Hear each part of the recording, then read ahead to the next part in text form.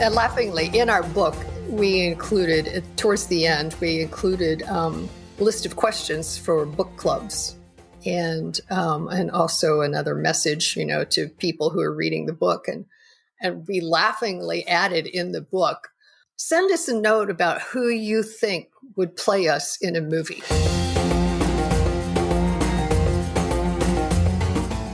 Hi friends, this is Read and Write with Natasha podcast. My name is Natasha Tynes and I'm an author and a journalist. In this channel, I talk about the writing life, review books, and interview authors. Hope you enjoy the journey.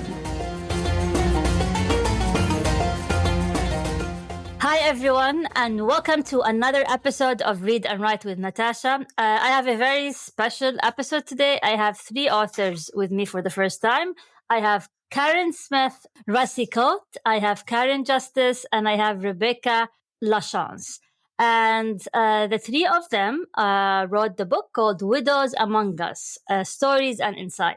So their book shines an insightful light on aspects of widowhood that have been ignored or unspoken for too long.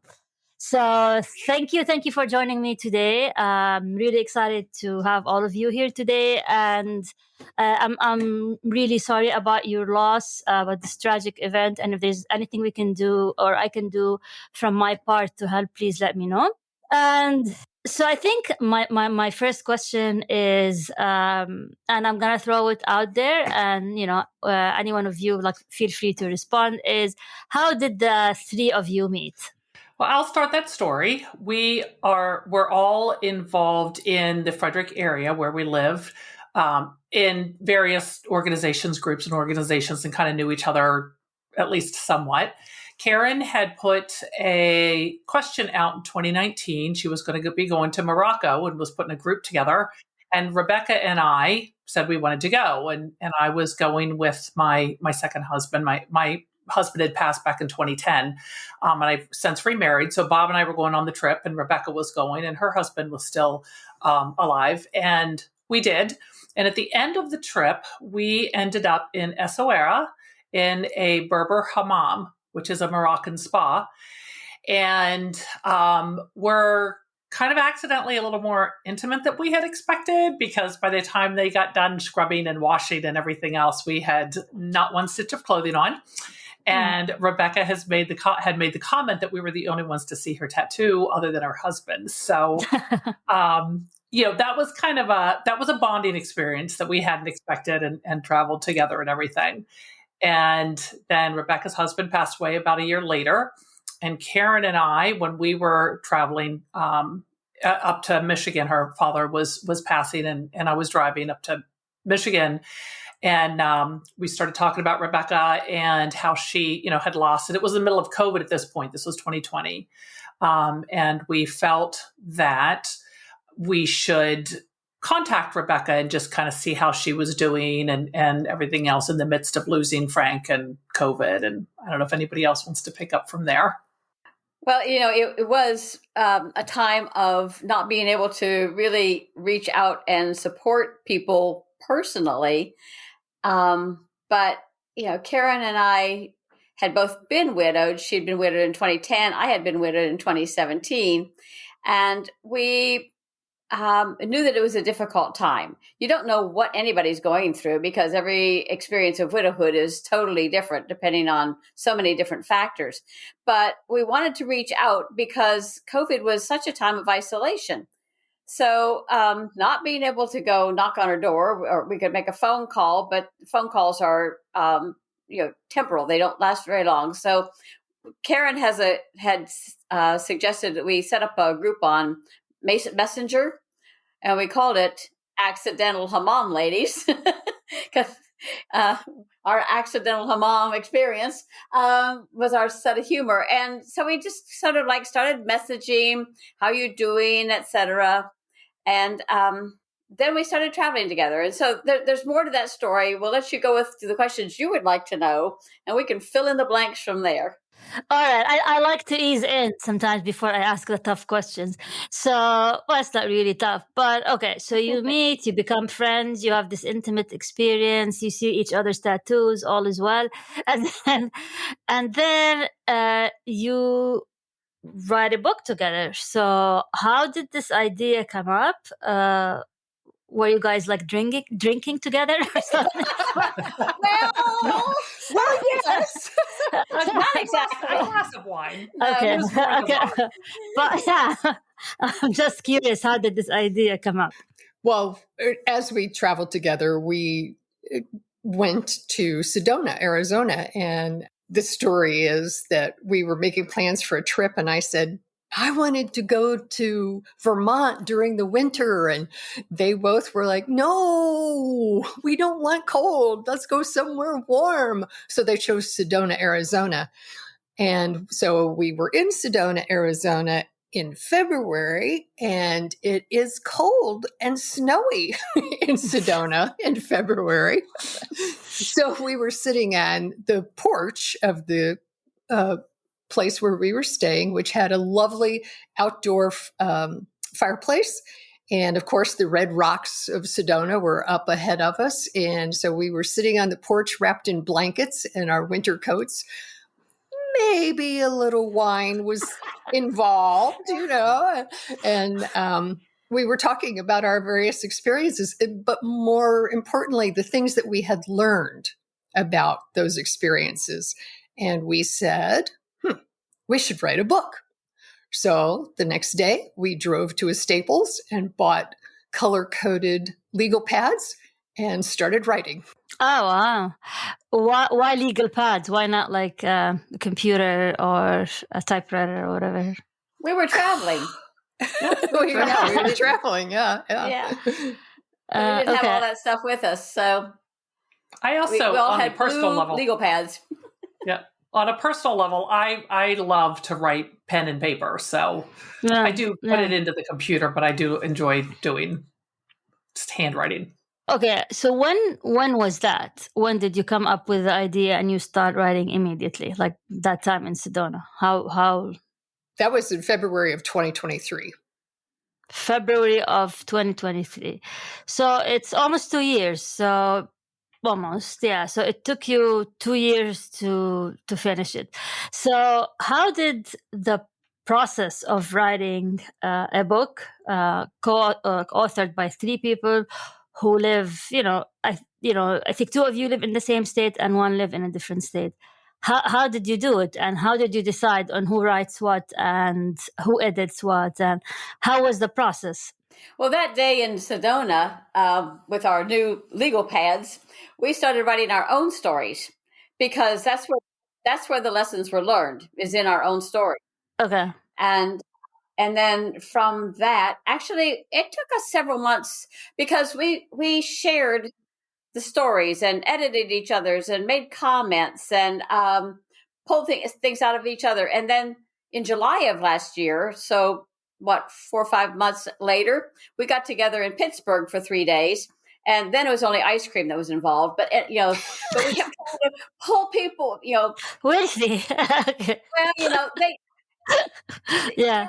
There were some things that when you first start writing your story, Natasha, about a very emotional, traumatic event, you don't write everything down. Mm. And so we spent time in Pittsburgh pulling and dragging things out of each other and crying and laughing and being bribed with ice cream. That's and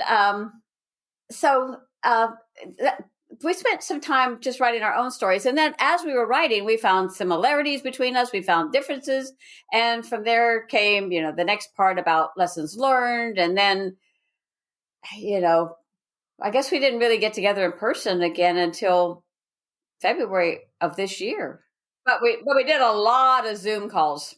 Yes. Yeah, it was mostly over Zoom. Yeah. Right. And the book itself has morphed from the original thought was let's write our story and tell it, to a handbook, to a practical this and to a that, and to, so as we wrote, and we also talked to a number of other widows. So we wrote our own story, and that's the first half of the book of each of us, of our story through widowhood and our journey and becoming who we became afterwards. But the last part of the book, there's actually 3 more parts. There's 4 parts to the book, our stories, and then 3 more parts. And those parts are not only from us and our stories, but other widows we talked to. Like, what were they feeling? What was their biggest hurdle? What do they wish they'd known? And in talking to all of them, then we started putting together, what do people really need to know about widowhood? Not just our story, but one section is how to be prepared beforehand from a paperwork, financial, mechanical, household standpoint. What are some things that you really should look at really early on? And one of them is, if you're a widow, these are some things you're probably going to be feeling and going through, and it's okay. And other ones are for friends and family of a widow, because they often don't know what to say, don't know what to do, and it's kind of a guide for them. So it is, I'm going to say, all encompassing, because as we talk to other people, we realize that information really isn't out there in a format that we feel is, ours is easy to read and helpful in the same way. And so that's what it ultimately became. And what you asked us what it was like for the 3 of us to be writing. All 3 of us are very different, and we had different experiences as we became widows, and we had different responses because of those experiences and because of who we are. So we looked at it differently, and we also then, Natasha, looked at how we were going to tell the story and how we were going to write the story and how we were going to present the story a little bit differently. So, when I look at the book now, other than my story, I wrote my story with some editing and comments from them that encouraged me and changed some few things, but I wrote my story.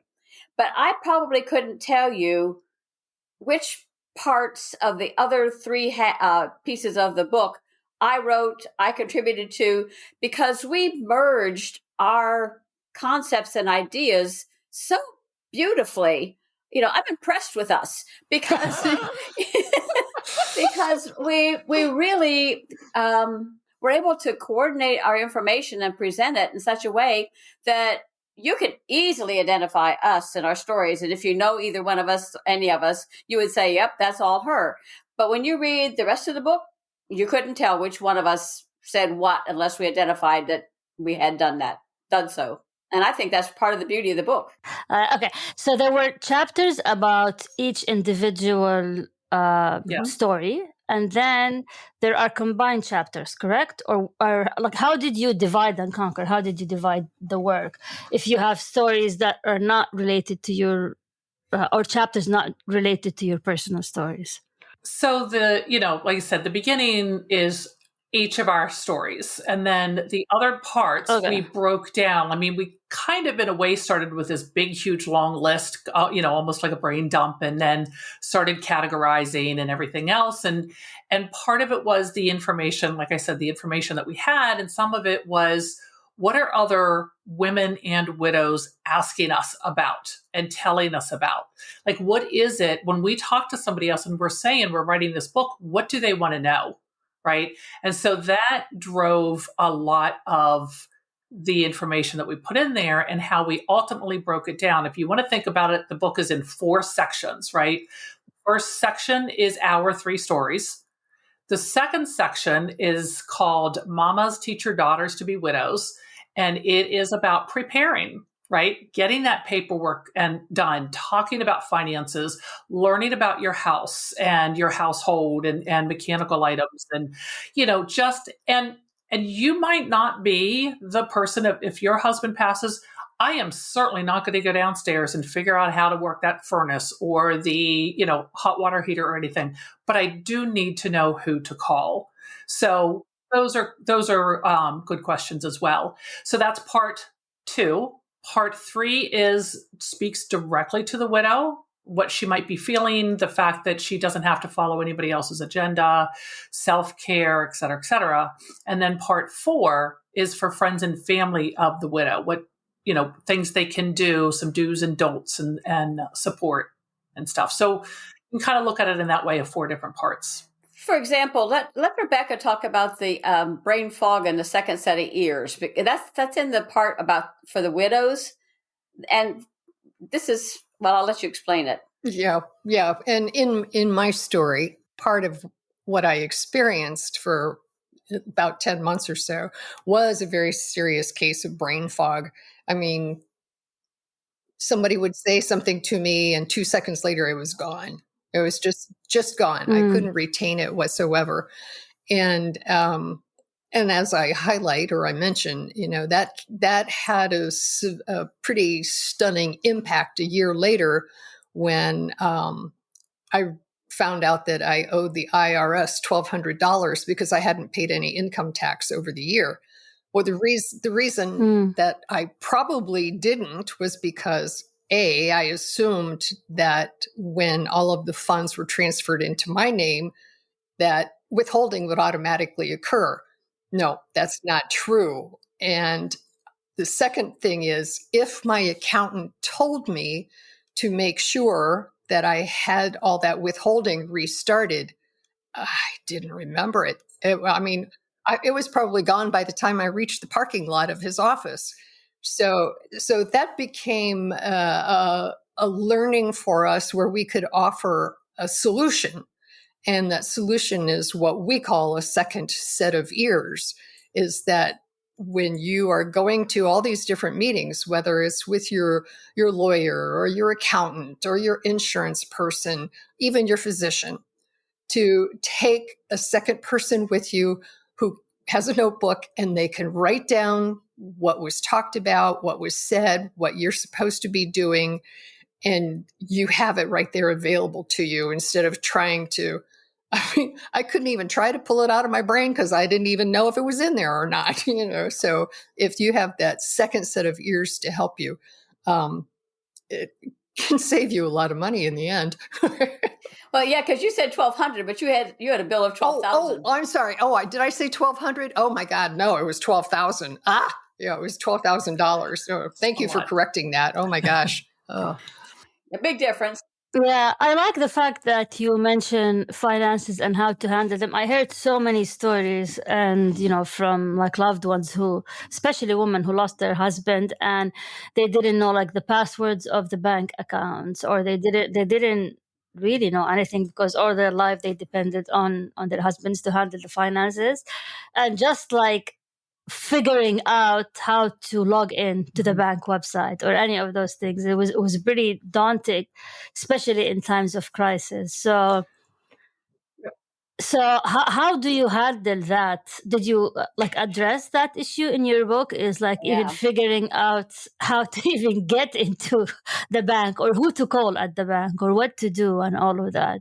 So we do talk about, different things that they should need to know. A lot of it has to do with finances, obviously, and insurance. And it's about having conversations with your spouse. Also, a companion that we have is actually a book that I wrote a number of years ago after my husband died. And it's called I Didn't See That Coming.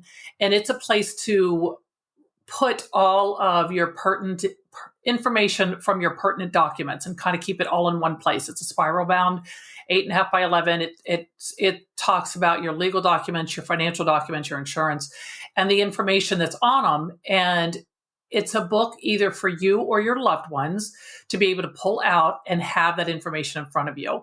And so that is one resource. There are other resources out there. So what we talk about is the importance of doing it and having conversations. For myself, on a personal level, my husband and I owned an accounting business. He was a financial advisor. I took care of all of the finances and the paperwork. None of that was a problem. The problem is I didn't want to think about life without him. So we never had those what if conversations. We owned a business. He died very suddenly of a heart attack at the age of 49. I was 47. I struggled a lot because I had depended on him for everything. Like, can I run the business? Yes, I can. Can I figure this stuff out? Yes, I can. But I didn't know what to do, and I didn't know what the repercussions were of those decisions, because we'd never sat down and said, okay, what happens if? And so that's one of the conversations that one of the things that we highly recommend is having those conversations, because it allows you to ask questions, get information, and plan. And nobody wants to think about their spouse passing. Nobody wants to think about it. But the reality of it is, there's a distinct possibility it's going to happen. Average age of widowhood is 59, a little less than 59 and a half. And so right there tells you that there's still a lot of life left after the average age of a woman becoming a widow.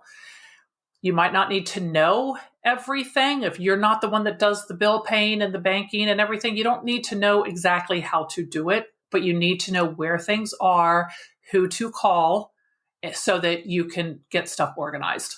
One of the things we encourage people to do is get to know their financial advisor and their banker. Don't let your spouse, not let your spouse, but be engaged with your spouse in talking to your critical advisors with all of your money, your legal and so forth, because you're going to need that relationship should something happen. We also offer in the book something that is very practical regarding especially the idea of everything being on the internet, and you need to know what the passwords are. And on our website, you can get a free download for a page, what we call the Black Book.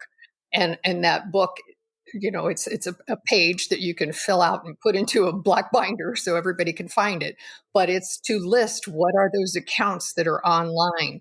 What is the password to get into that? What is the user ID to get into it? And we suggest that that particular Black Book paper is reviewed on a yearly basis and updated as time goes on. And for me, it was a big factor, because my husband belonged to over 300 professional internet groups, and I had to go through and cancel all of those accounts.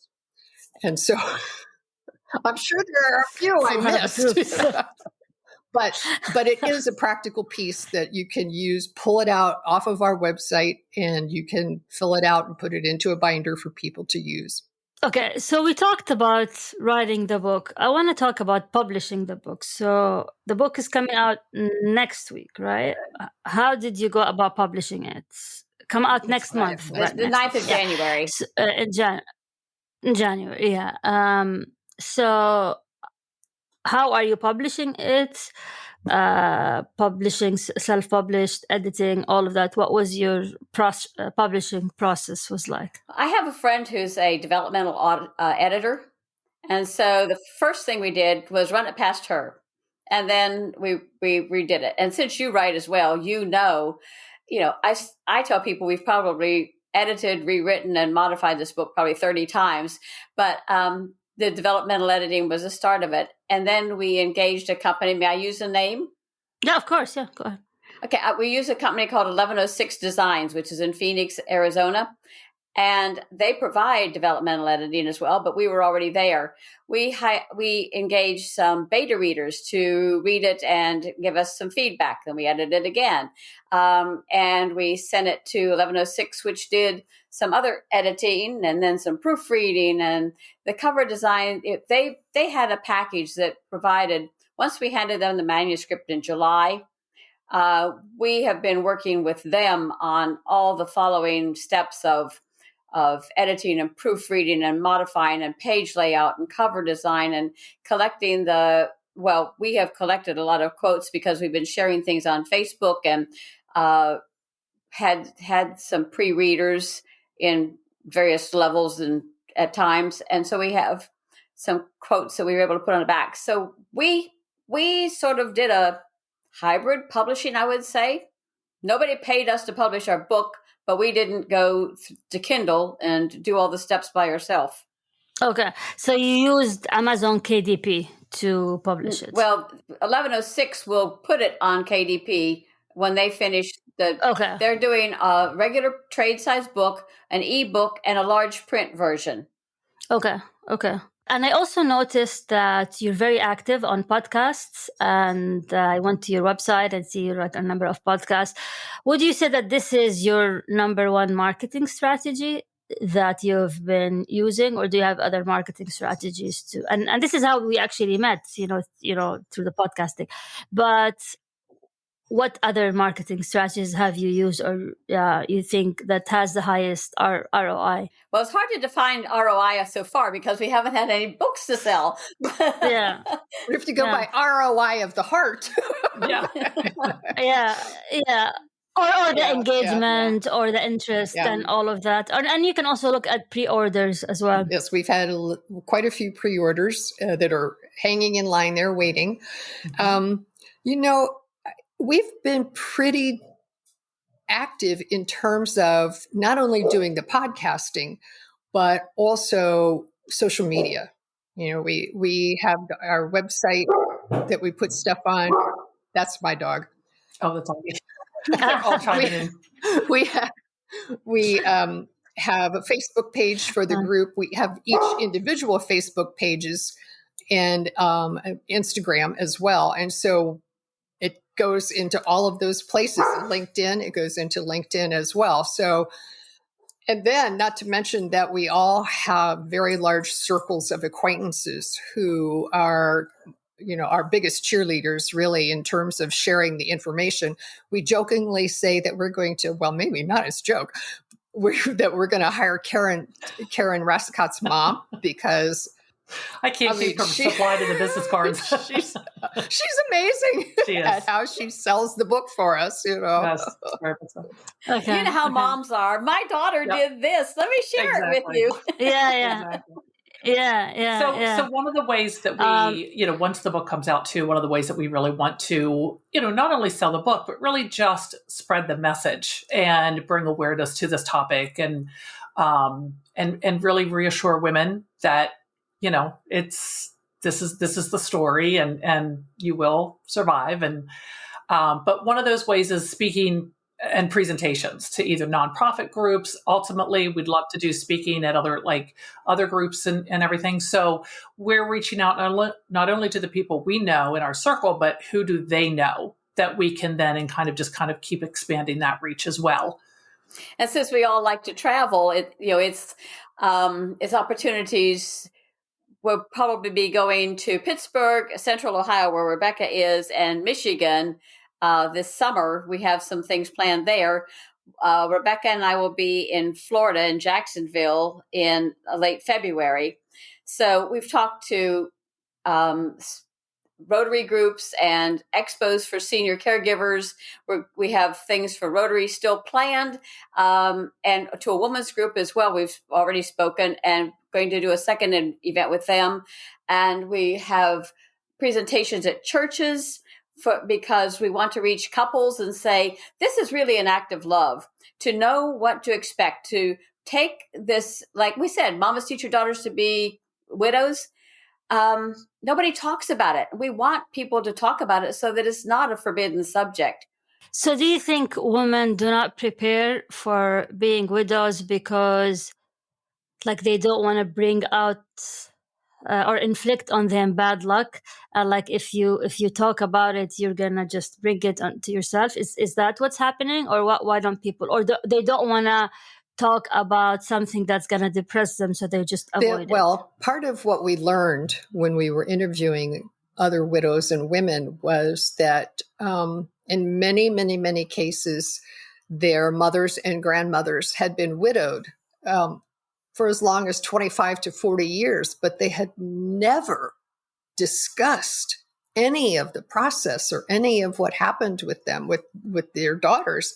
And so when the daughters came to this point, they were at a loss. They really didn't know what to do, how to handle things. We have run into women who don't even want to think about it because their perspective has been, you can't prepare for it because it's just going to happen. No, it may just going to happen, but you need to be prepared to take care of yourself when that happens, when it occurs. Is there an age you think women should start preparing for, or like as soon as they get married, Well, 5 years we into the laughingly marriage? say it should be a wedding present because, Natasha, the average age of widowhood is 59.4 years old. And We've in met a number America, of them. 2,800 women are widowed every day. Yeah. That's huge.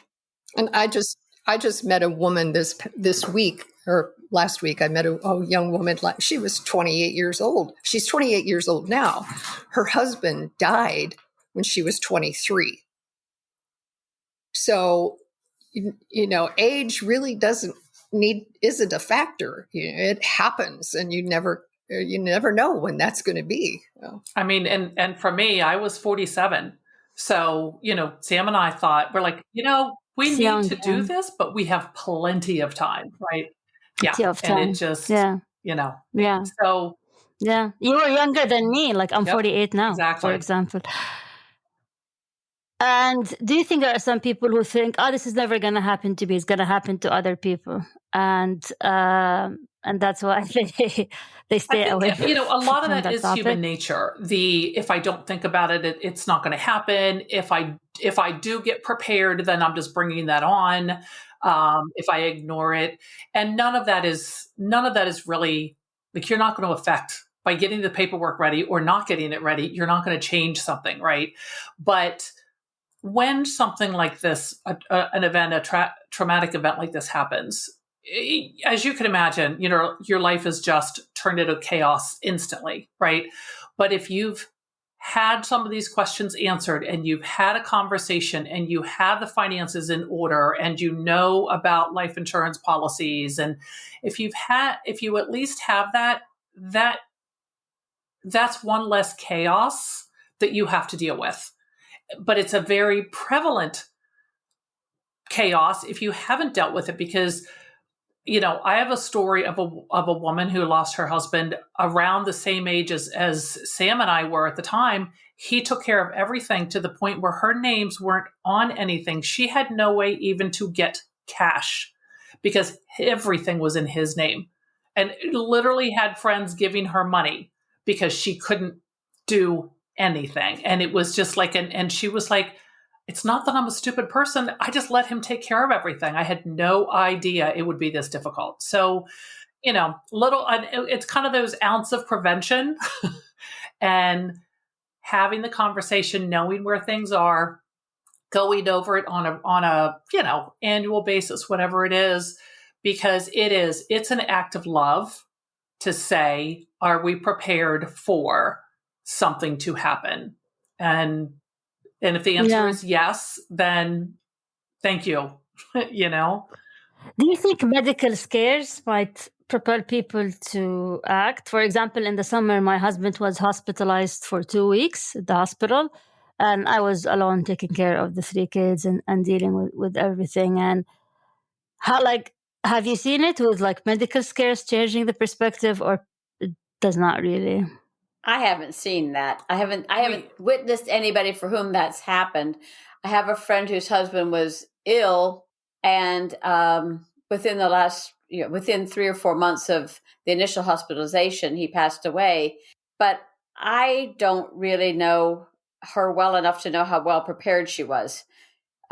So that's the only person I know who had an illness that might have spurred something that I can think of. I guess the question really is, Natasha, did it make a difference for you?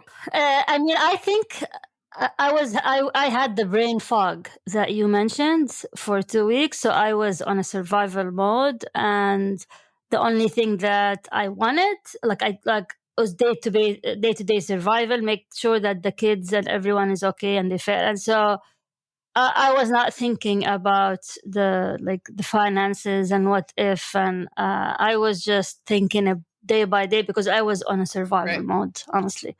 And it's probably what you mentioned, which is the brain fog at that time. But that was a few months ago. So now I'm in a better mental space, and having this conversation with you, of course, this is gonna, make me think about how both of us are prepared for what what life throws at you any moment. Yeah. And that's the idea, right? Especially since you have children, both of you, as you said, need to be prepared. He needs to know how to take care of the things that you take care of, and vice versa. Absolutely. Yeah. So I also noticed that you have a company registered as Three Widows LLC. And I'm curious, why did you decide? I mean, looking at your resume, you're all like, very well established in your career, PhD, MBA, and so you had the business mind to create an LLC. And why did you decide to create an LLC for, I guess, the book or the future projects? Where are you taking it? Well, it started out as for the book, so that we had a way to do our accounting and with an accountant and so forth. But as we've gone along, and we're getting more and more requests for speaking, it's become very obvious that this is more than just the book itself. It's almost like a social movement, and we're putting energy into it. Do you know of any other groups who are doing something similar? Not as we are doing. There is another group that is run by a woman here in the United States, but her focus is more on international widowhood, dealing with widows in other countries, trying to find parity for them. Interesting. So after the book, what are your plans? Well, we had all retired at one time, and here we are with a new business. So, Karen and I love to travel. Rebecca, we're avid travelers because Karen has a camper. She can take her dog. Rebecca's got a dog, so she can't travel quite as freely as us. But we have something that we're trying to dream up what we're going to do next as our getaway plan, just to not be book oriented for a change. We'll be speaking, and as Rebecca said, this has been a movement since our idea in Sedona. It's grown in ways that we never anticipated. And laughingly, in our book, we included, towards the end, a list of questions for book clubs, and also another message, to people who are reading the book. And we laughingly added in the book, send us a note about who you think would play us in a movie. So it's out there. We'll see what happens. Let me think. Meryl Streep, maybe Sharon Stone. I don't know. Yeah. Okay, 2 out of 3. We're on right? it. We're on it. Yep, not a problem. We're good with that. I'm trying to think. What's the name of that woman who did the movie about Alzheimer's? The redhead. Oh. Julianne Moore. Julianne Moore. Yeah. She would be very good. She can play Karen because the redhead. Yeah, exactly. Yeah. She's too tall. But okay, so I think you mentioned you're getting a lot of speaking gigs, and I'm curious how people actually find you. Do you reach out, or do people come to you? And part of the question is also a selfish question, because I'm trying to get more into speaking gigs, and I want to know your secrets. Like how do you get? And for anyone also who's listening, an author who also wants to get into speaking, so how did you manage to crack that code? In a lot of instances, it's people right now that we know. All 3 of us have been at one time and still a little bit very involved in our community. So whether it was a business, we were involved in a women's business group. There was another, couple of other groups that we were involved in. And so those people, as well as friends of ours. And again, Karen mentioned a church. I'm speaking at our church at some point, a friend of ours said, I have a women's group in the community that I live. Can you come speak there? And a couple of them, that's where the Rotaries came from, because they know us because of either them or a friend of theirs knows us.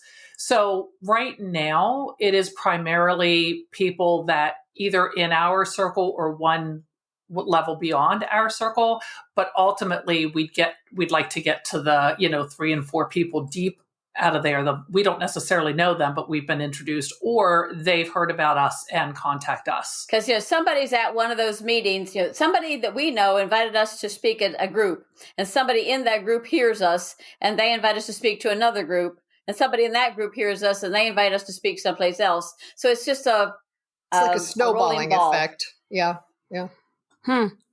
So, do you get anything from social media or not yet? Not really. We did. We got one. We got one as soon as we put up the page on Facebook. We got one, which we are going to be doing in March. Yes, that's right. Oh, that's right. Yeah, that's great. So, before we conclude, any final thoughts, advice, tips for any woman who's either already widowed or not yet? But what would you tell them? I think one of the things that we would like for them to understand is that, and they'll probably catch that in our stories, is that, widowhood sucks. When you're in those early stages of being a widow, it's hard, it's tough. But it's not the end of your story. It's not the end of your life, and that you have the ability to step forward into a new and bigger future. Yeah, that's nice to hear. So for anyone who wants to buy your book, they just can go to Amazon. And what are your plans for the book? Are you going to set up bookshops, libraries? Where can people find your book? So they can find it on Amazon, as you said. They can also find it on our website. They could get signed copies from us on our website if they would like. And the book is not only on Amazon, but it's on a company called Ingram Sparks. And Ingram Sparks is a company that bookshops and libraries order the books from. So once it is available there, then we will be doing promotion to the bookstores. And so don't see a sense in saying to somebody, look for our book, because people are too busy. It needs to be an immediate opportunity for them if we convince them that they should be stocking our book. So we're waiting for it to come out, and then we will approach the libraries and the bookstores and talk with them about making it available. And our website, Nobles, and maybe Costco. Yeah, maybe. Our website is 3widows.com. So THREE widows.com. And like you said, as of January 9th, we'll be able to order the books from there, as well as Amazon. And as Rebecca had mentioned, we do have some checklists on our website. So, and the checklists are for passwords and everything, but there's also like a financial checklist, like do you have, or do you know, or does your spouse know? And there's how to help a widow. And there is one, if you're a widow, here's some things to think about. So we've got a number of checklists on our website that can be helpful. And I think the other thing that I would like to say as well is this book is not really just for widows. It is for all women. And it's not a book that you're going to be sad about, or it's depressing or whatever. It really is a story of a woman's journey, 3 women's journey, right? Our story happens to be through widowhood, but I feel that it's a very engaging book. The feedback we have from everybody that's read it is that it's a very, very good read. So, please do not think that you have to be a widow to read the book. You do not. In fact, we'd like you to read it beforehand. And you don't even have to be female, because I have a man as one of my pre-reader reviewers, and he sent me a text and said, I'm having trouble laying this down, and it's 10:30. So which that's actually what I wanted to ask you. Is there a male equivalent of your movement or of your book? So there's like a movement for or is it harder on women usually? Well, I don't know that usually the ones who are go ahead, Rebecca. Oh, well, I was going to say women are usually the ones, statistically speaking, women are the ones who usually are the widows. Like 70% of married women will be widows at one point in time. 30% of men will be widowed.